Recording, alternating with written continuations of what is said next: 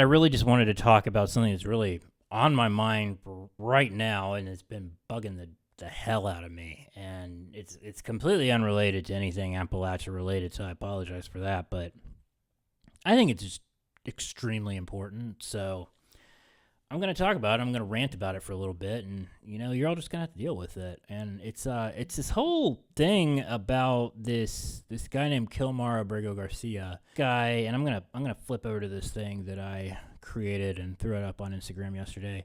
Kilmar Abrego Garcia, he's an El Salvadoran man who was legally living in Maryland and working as a union building tradesman before being illegally deported to El Salvador. These are all facts that have been established in federal court of law. Just to be clear, this is not my opinion that I'm spouting at the moment. Illegally deported to El Salvador, the government has conceded that point. There have been unsubstantiated allegations made about him having gang affiliations, which have been perpetuated in the media, and that has been the basis for the Trump administration's reasons for deporting him illegally to El Salvador. And now he is he's been deported to one of the most notorious prisons in El Salvador, what has been referred to as a gulag. And we're not really even sure of his condition right now. Senator Chris Van Hollen, United States Senator from Maryland, a Democrat, is currently, as of the time of this recording, April 17th, Thursday, 3:36 p.m., is still in El Salvador trying to get access to that prison and trying to visit him to check on his well-being, but has yet to get access there, even though a couple days ago, United States Congressman Riley Moore from West Virginia, a Republican, was there taking selfies, apparently to boost his clout, to try to run for his aunt's seat for Senate. I think that's his aunt, Shelley Moore Capito. So yeah, that's the state of where we are in this country, where you run for your aunt's U.S. Senate seat, so you take selfies in this fucking prison, this hellhole. Yeah. Great times.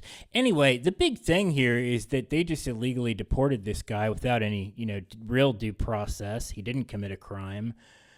Basically, there's been a lot of disinformation about this. I think it's really important to actually read what the courts have been saying, because I think that this man's freedom was clearly deprived of him, and a threat to his freedom is a threat to our freedom. And if you don't care about this man's freedom, which you absolutely should, you should care about the fact that if it's not his today, it's yours tomorrow.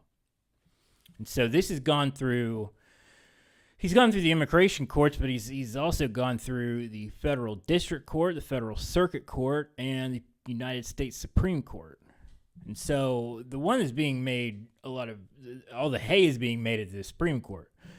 And I want to just read to you directly from the United States Supreme Court decision, because this is not in dispute, at least from most people other than the President of the United States, which we know he is a serial liar. So this is from the actual opinion written by the Roberts Court and was decided 9-0. And as you will recall, the Supreme Court, heavily Republican-leaning, 6-3, 6 of them appointed by Republican presidents. The United States acknowledges that Abrego Garcia was subject to a withholding order forbidding his removal to El Salvador, and the removal to El Salvador was therefore illegal. So the U.S. government, the Trump administration, that's in this situation, that is the U.S. government who is represented here. They're acknowledging that he was not supposed to be deported, and yet they did it anyway, and therefore that was illegal. So they're acknowledging what they did was wrong. Very important point there. And now this is part of what Justice Sotomayor wrote and is not being disputed. This is law. These facts have been decided. They're not disputed facts.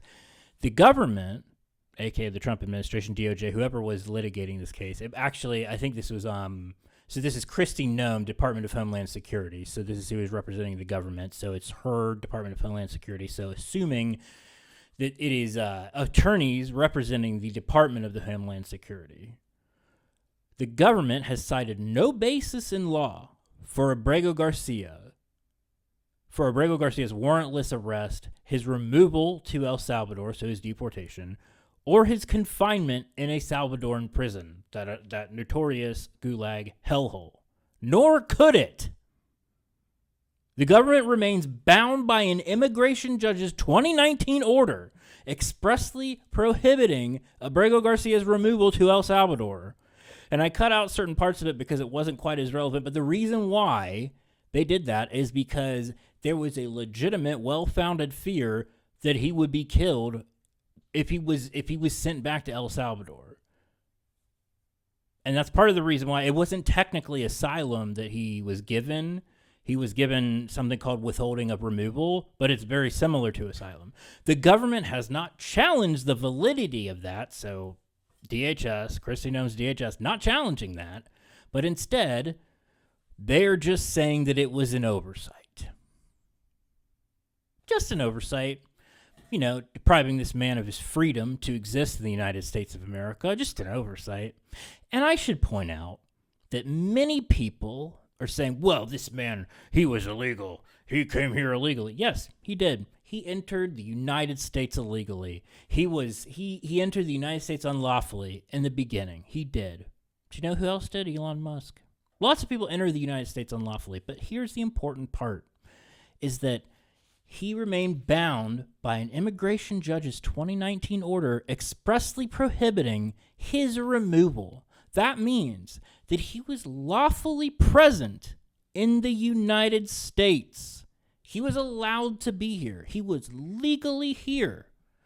So no matter how he got here in the United States, at the time that he was deported, he was legally here in Maryland. So the government, at this point, they're requesting an order permitting him to stay there.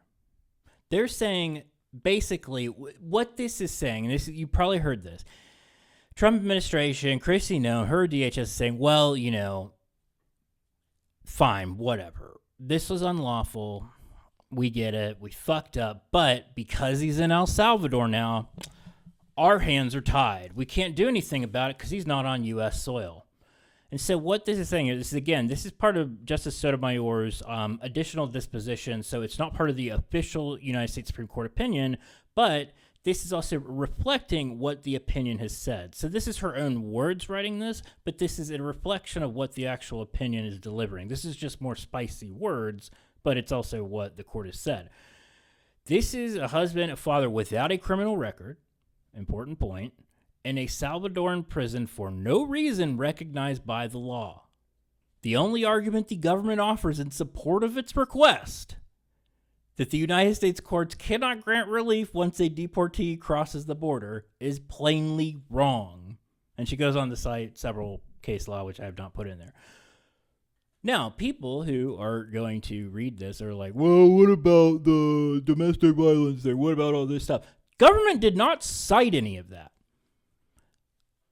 After all of this stuff has been litigated, Pam Bondi has come out and has paraded out all this stuff. They've unsealed all these documents, all this other stuff, saying that this guy is such a bad guy, all these different things, these temporary protection orders, all this stuff.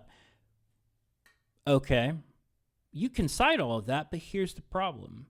They're doing all these PR stunts, but at the end of the day, the government, Kristi Noem's DHS, and I want you all to listen closely to me, didn't cite any of that in these court documents. They're not citing a criminal record in those court documents.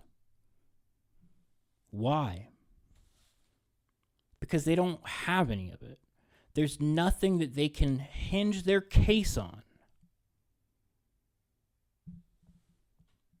Remember that, because that's important. And then here, I'm actually getting to a more important point, but I want to point this one out first because this is probably the most chilling part of this. This is another statement that Justice Sotomayor makes, and she wrote this at the end of the Supreme Court's opinion. This is her statement. It's not a concurring opinion. It's a statement respecting the court's disposition, which is similar to a concurring opinion, but not a concurring opinion. She mentions that the government's actions, this is basically creating a slippery slope is what she's saying. So when the Trump administration when the government is arguing that, well, there's nothing we can do because he's already out of the country. What she's saying is that creates a slippery slope, because at that point, it doesn't even really matter that he was born in El Salvador, that he was an El Salvadoran national, or that he entered the country unlawfully at that point. Because the only thing that really matters at that point is that they did all of this before a court could intervene. So what's to stop them from doing this to a United States citizen, someone born here? If you're born in Texas, if you're born in Kansas, if you're born in Maine, what's to stop them from doing this to literally anyone? The government's argument, moreover, implies that it could deport and incarcerate any person, including U.S. citizens, without legal consequences, so long as it does so before a court can intervene.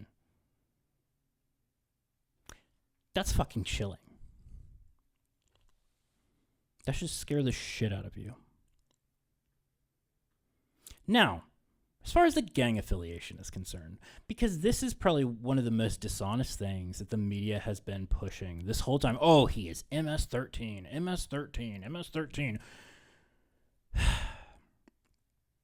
Yes. The immigration judges in the beginning of all this mess said that they were relying on some testimony from, I think it was a police detective who later was deemed to be incredible because of a double hearsay, I believe is what it was.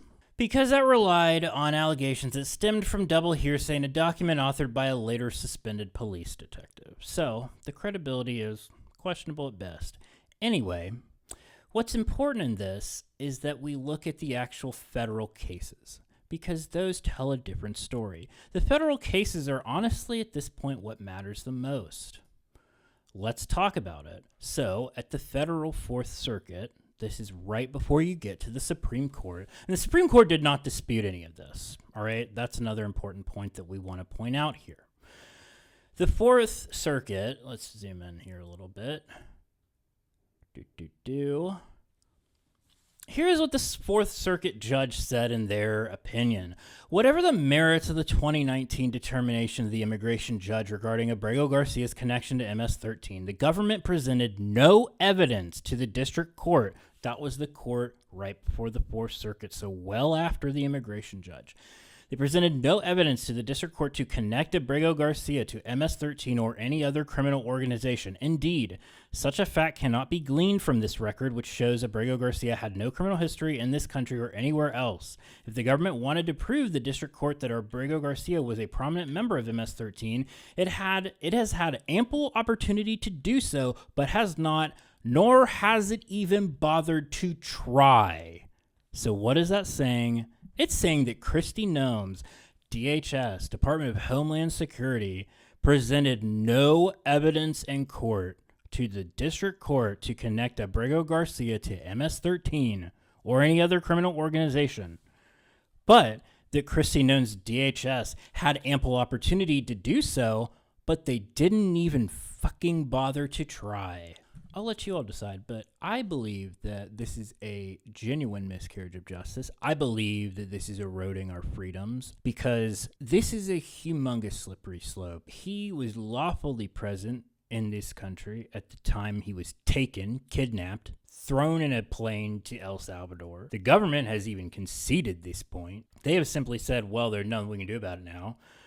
We know that El Salvador as a country is a paid contractor of the United States government now, and that they're actively and willfully refusing to do anything about this. And we're sitting here now wondering if this is going to happen to United States citizens. I think we should be really worried. I really do. Anyway, that's my rant. This is fucked up, and if you're not worried about it, I think you really should. I think you really should be.